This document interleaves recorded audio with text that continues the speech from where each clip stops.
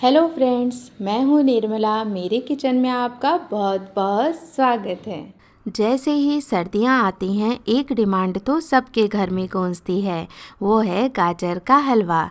लेकिन इसका मज़ा उठाने के लिए हमें करनी पड़ती है काफ़ी लंबी चौड़ी प्रोसेस, जिसमें या तो गाजर को कद्दूकस करना पड़ता है या मिक्सी में बारीक करना पड़ता है। लेकिन आज मैं आपको इस सारे हार्ड वर्क से बचा लूँगी और ऐसा तरीका शेयर करूँगी कि आप झटपट से खुशी खुशी ये दानेदार गाजर का हलवा बना सकते हैं, वो भी बिना ज़्यादा मेहनत किए। तो चलिए फ्रेंड्स, सर्दियों में गर्मा गर्म गाजर का हलवा बनाना और खाना तो बनता है, इसलिए ये कमाल का तरीका देखने के लिए रेसिपी शुरू करते हैं।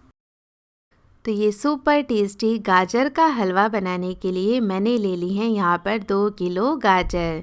गाजर को अच्छे से धो लिया है। धोने के बाद इन्हें छील लिया है और छीलने के बाद इसका आगे और पीछे का हिस्सा मैंने कट कर लिया है। तो बस अब हम एक एक करके क्या करेंगे, इन गाजर को काट लेंगे। काटने के लिए एक चॉपिंग बोर्ड पर इन्हें रख लें और इस तरह से छोटी छोटी स्लाइसेस में कट कर लें। तो रफली आप इन्हें कैसे भी चॉप कर सकते हैं, हो सके तो एकदम बारीक ही काटें, तो इससे और भी ज़्यादा समय आपका बच जाता है यदि बारीक काट करके हम गाजर को लेते हैं। दूसरा, आप जब भी गाजर का इस्तेमाल करें तो हो सके कि एकदम पतली गाजर का ही इस्तेमाल करें, क्योंकि जितनी पतली आप गाजर लेते हैं ना, वो उतनी ही ज़्यादा कच्ची होती है, तो उसका अंदर का जो वाइट पार्ट होता है ना, वो कम होता है और वो सॉफ्ट भी होता है। जितनी गाजर हम मोटी लेते हैं ना, तो उसका अंदर का जो हिस्सा होता है ना, वाइट पार्ट होता है, वो भी हार्ड होता है और टेस्ट भी उसका अच्छा नहीं होता है। तो इस तरह से एकदम फ्रेश कच्ची गाजर का इस्तेमाल करके हम हलवा बनाते हैं तो गाजर के हलवे का कलर और टेस्ट बहुत ही कमाल का आता है। दूसरा, इन्हें पकने में भी कम समय लगता है। तो इस तरह से मैंने सारी गाजर को एकदम बारीक काट लिया है और 5 से 6 मिनट में हमारी गाजर कट करके तैयार हो जाती है। अब हम गैस पर एक कढ़ाई चढ़ाएंगे और कढ़ाई के अंदर 1 से 2 चम्मच घी गरम कर लेंगे। तो इस तरीके से जब हम हलवा बनाते हैं तो इसमें बहुत ज़्यादा घी का इस्तेमाल भी हमें नहीं करना पड़ता है। अब जैसे ही घी गर्म हो जाएगा, हम इसमें ये सारी कटी हुई गाजर ऐड कर देंगे। गैस का फ्लेम अब मैं हाई कर दूंगी और हाई फ्लेम पर लगातार चलाते हुए इन गाजर को हम पका लेंगे लगभग 4 से 5 मिनट के लिए। तो जैसे जैसे घी के अंदर आप इन्हें पकाएंगे तो इनका कलर भी चेंज हो जाएगा और ये बहुत ही जल्दी से सॉफ्ट भी हो जाएंगी। तो इस तरह से जब हम गाजर को घी के अंदर भून करके फिर हलवा बनाते हैं तो हलवा बहुत ही टेस्टी बनता है। तो देखिए, मैंने तोड़कर भी चेक कर ली है, तो जो गाजर है ना, ऑलमोस्ट हमारी 50 to 60% सॉफ्ट हो चुकी है। अब हम क्या करेंगे, इसके अंदर आधा लीटर दूध डालेंगे। अब यहाँ पर यदि लास्ट में आप मावा या खोया कुछ भी नहीं लेते हैं तो दूध का इस्तेमाल ज़्यादा कर सकते हैं, लेकिन यदि आप हलवे में मावा या खोया कुछ भी डाल रहे हैं तो आप कम दूध का इस्तेमाल करके हलवा बनाएं, तो जो हलवा होता है ना, वो बहुत ही जल्दी से बन जाता है। क्योंकि जितना ज़्यादा आप दूध इस्तेमाल करेंगे, दूध को रेड्यूस होने में उतना ही ज़्यादा टाइम लगेगा, तो हलवा बनने में भी टाइम लगेगा। अब यहाँ पर बस मैंने इतना ही दूध डाला है कि जो गाजर है ना, वो पूरी तरीके से डूब जाए। कढ़ाई को कवर करके मैंने इसे पका लिया है, तो इससे जल्दी से दूध में बॉयल आ जाएगा। फिर हम ढक्कन हटाते हुए और बीच बीच में चलाते हुए इन गाजर को पका लेंगे। तो जैसे जैसे इसमें दूध रेड्यूस हो जाएगा, जो गाजर होगी वो और भी ज़्यादा सॉफ्ट हो जाएगी, यानी ये कम्प्लीटली कुक हो जाएगी। तब हम क्या करेंगे, एक मैशर लेकर के इन्हें मैश कर लेंगे। अब क्योंकि गाजर अच्छे सॉफ्ट हो गई हैं, तो जैसे ही मैशर से मैश करेंगे ये इजीली मैश हो जाएंगी और इस तरह से एकदम दानेदार टेक्सचर इसका हो जाएगा। देखकर कोई अंदाज़ा लगा ही नहीं सकता कि इसे हमने कद्दूकस करके नहीं बनाया है, इतना बढ़िया टेक्सचर आता है इसका।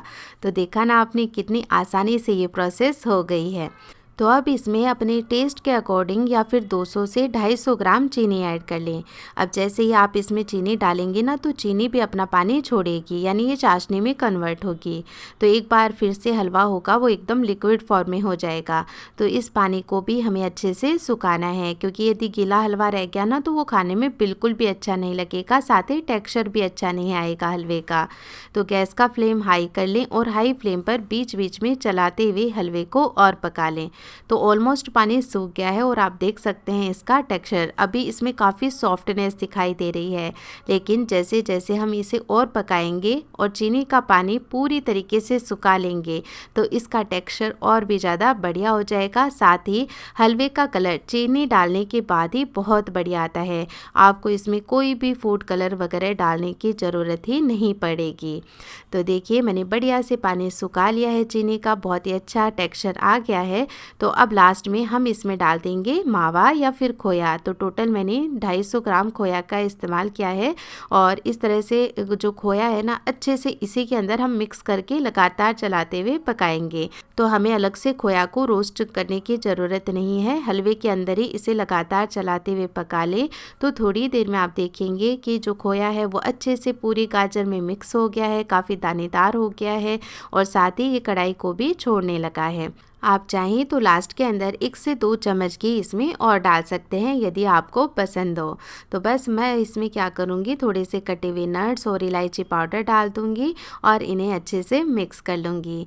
तो इस तरह से हमारा ये बहुत ही सुंदर और सुपर टेस्टी गाजर का हलवा बन कर के तैयार है।